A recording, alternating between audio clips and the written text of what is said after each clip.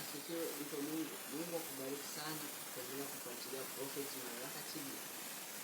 Leo tunajifunza juu ya imani. Imani katika mapito, au ni vitu gani unavyofanya ili kuilinda imani yako unapopita katika mapito, usimuone Mungu ameshindwa kukutoa hapo ulipo. Andika kichwa cha imani katika mapito. Vile ambavyo unavyomuona Mungu katika mapito unayopitia, ndio vile alivyo, au ndio vile unavyomtafsiri wewe kwa kiwango chako cha imani, kwa sababu kiwango chako cha imani si sawasawa na vile Mungu alivyo. Mungu anatenda kazi kulingana na imani iliyoko ndani yako. Kama unafanya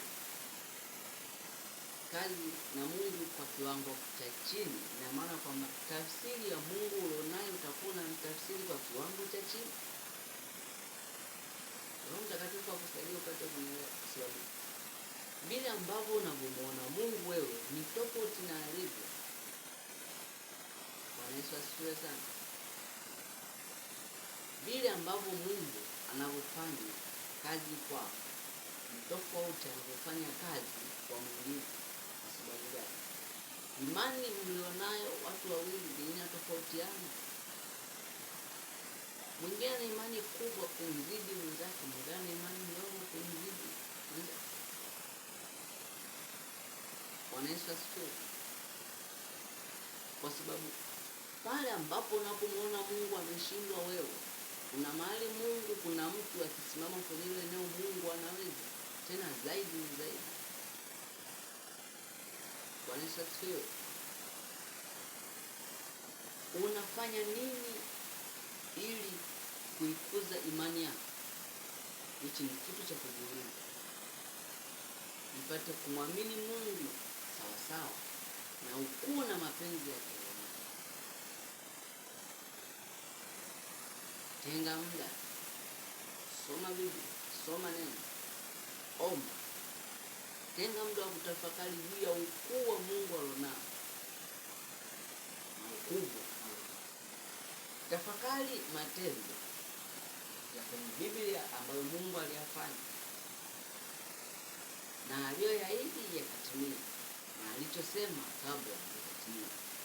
Tenga muda wa kufanya homework ndani ya moyo wako ili kusaidia kukuza kiwango cha imani, kwa sababu vile ambavyo unavyomuona Mungu wewe sivyo alivyo. Kulingana na kiwango chako kidogo cha imani ndivyo unavyomtafsiri Mungu. Ukiamini Mungu anatenda mpaka ufunge siku 5, na atatenda mpaka umalize hizo siku 5. Ukiamini Mungu ukiomba dakika 10 anajibu, na atajibu ukimaliza dakika 10. Umenielewa? Vile ambavyo unavyompa nafasi ndani ya moyo wako, na yeye ndivyo anavyofanya kulingana na nafasi uliyompa. Bwana Yesu asifiwe. Mungu anapotaka kukutoa kwenye kiwango cha chini cha imani na kupeleke juu, lazima akuletee jaribu litakalokufufua imani na kukupeleka juu zaidi yako juu. Kwa nini? Kwa sababu vile ambavyo wewe unajiona unamwamini Mungu, ni ile imani ulionayo. Unavyomwamini Mungu unajiona tayari umefika kwenye kiwango cha kumwamini Mungu, lakini Mungu akikuangalia na yona imani yako ni ndogo sana. Sasa anataka kuikuza imani kwa jinsi anavyotaka yeye. Atakuletea jaribu la kukutoa hapo ulipo kukupeleka anapotaka. Kwa sababu gani? Atakuletea majaribu ya kukufundisha kujua umuhimu wa kumwamini Mungu kwa ukubwa. Kama ulikuwa unamwamini kwa 40% ndani ya moyo wako, basi umpe zote 100.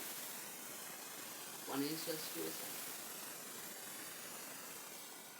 Kwa sababu vile ambavyo unavyomwamini Mungu sasa hivi ni tofauti nikikukuta unavyomwamini Mungu baada ya miaka miwili.